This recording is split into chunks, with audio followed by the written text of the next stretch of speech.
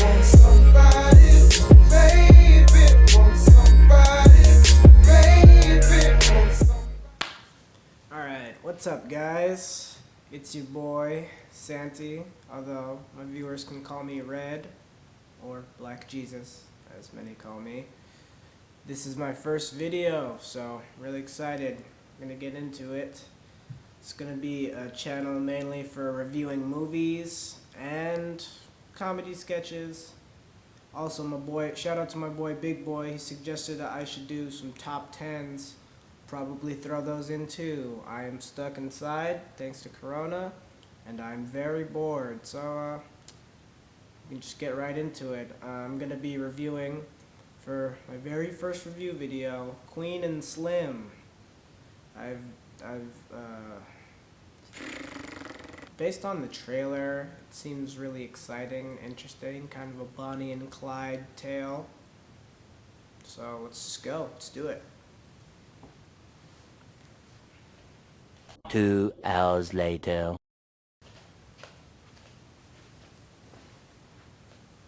Before I start my movie rant, this does have spoilers in it.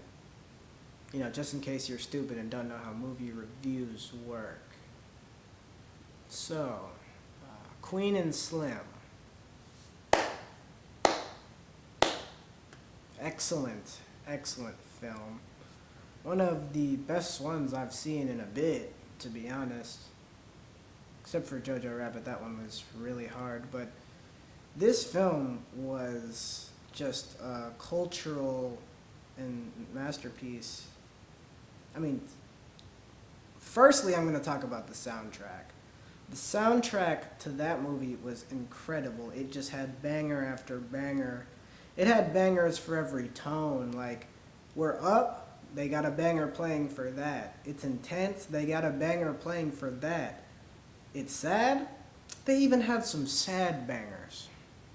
That's hard. It's hard to have sad bangers. That is incredibly impressive, and kudos to them for that one. Because some people sleep on sound and music. Sound and music are so important to having a good film. It's just as important that you hear the message. And then of course, you gotta get on the cinematography. Their cinematography was flawless. And they had some beautiful, excellent locations. You know, nice fields, bright sunny day. That's the kind of stuff you can't take for granted. It really adds to the beauty of the overall film. It was beautiful, gotta say. And the actors, wow. Starting with Daniel Kaluuya. Now, we knew he was an amazing actor from Get Out and Black Panther. I mean, homie gets work. The dog gets work. His performance is absolutely incredible, you know. He had to portray the fear of being an average black man terrorized by the police, and I think he did that fantastically. And I think the whole film did that fantastically. Jodie Turner-Smith herself, you know, is the Queen. She's cold at first, kind of severe, but you know, she warms up to Slim, and she kind of takes the helm. She does a good job of looking out for them, and the two of them make quite a team. It was excellent watching their chemistry on screen. I'm sure that was difficult to cultivate, and I just gotta, I'm so impressed with them in that regard. Now, on to the most important part, the plot. That was some heavy shit right there. I mean, they went all out.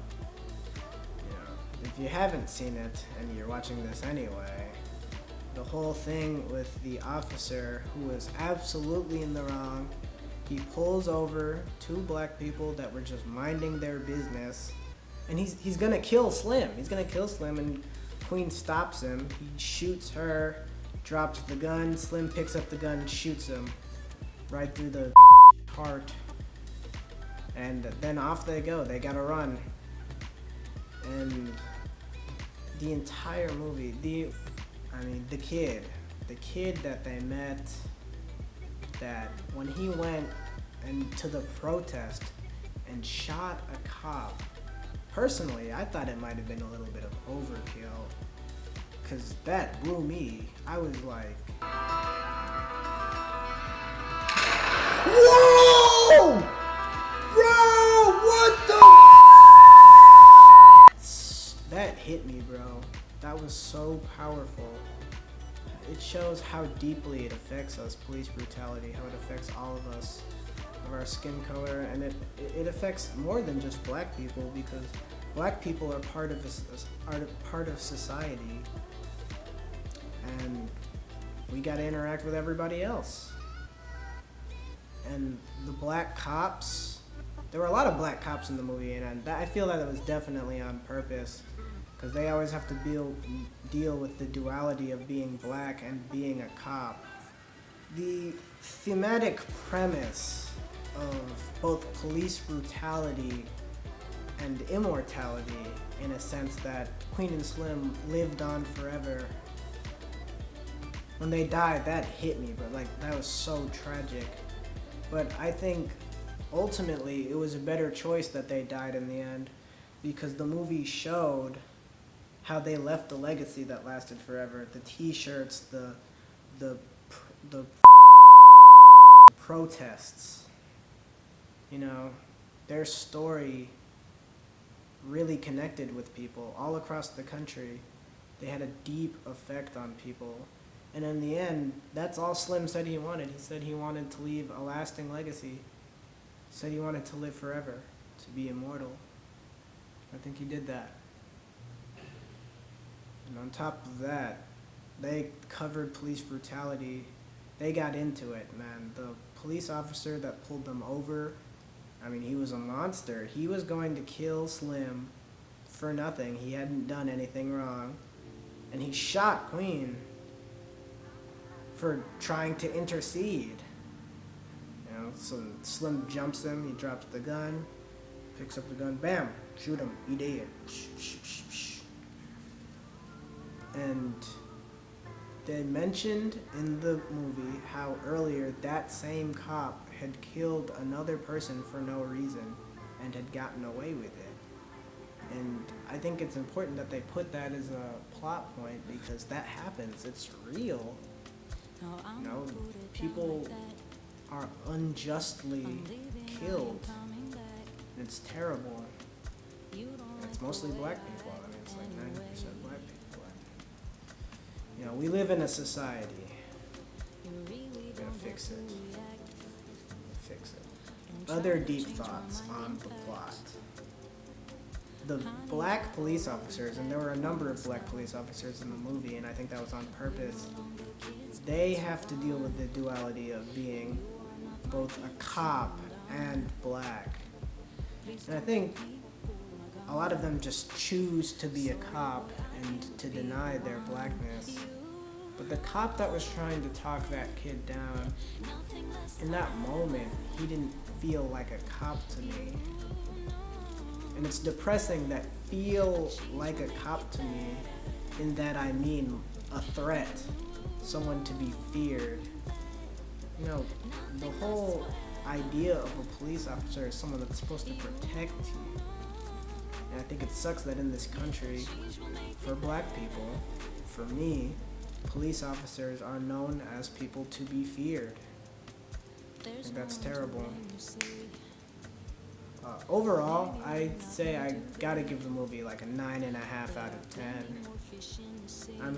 There were tiny little things, but I'm not gonna get too nitpicky. I thought the kid shooting the cop in the face was overkill. Pimp Uncle, I thought was hilarious because he's a pimp. He went to the funeral in a black pimp coat, and we didn't really talk about that. That's kind of baller. No cap. Flex. Flex on him. Pimp Uncle.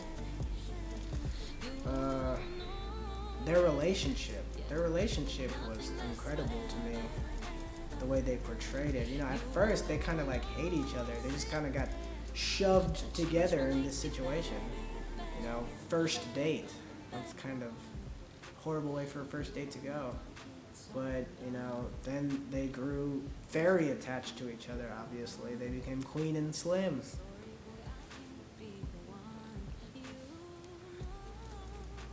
And I just thought the whole story was fantastic. You know, very heart-wrenching. You're rooting for them all the way. That's what you want. When they wrote the story, you want to create characters that your audience can root for, and they did a great job doing that. I wanted them to win, you know? But that's the thing about a tragedy, as that Shakespeare once said, I'm dying. He didn't say that. It's whatever. Anyway, if anyone has any suggestions for a movie I should do next, or a top 10, because I'm going to be doing top 10s too, put it in the comments below. Like, subscribe. You don't have to hit the bell for notifications. I personally find YouTube notifications annoying. I'm not going to ask you to do that because I'm cool. Anyway, thank you so much for watching my content. And I hope you don't die of coronavirus. Change will make it better.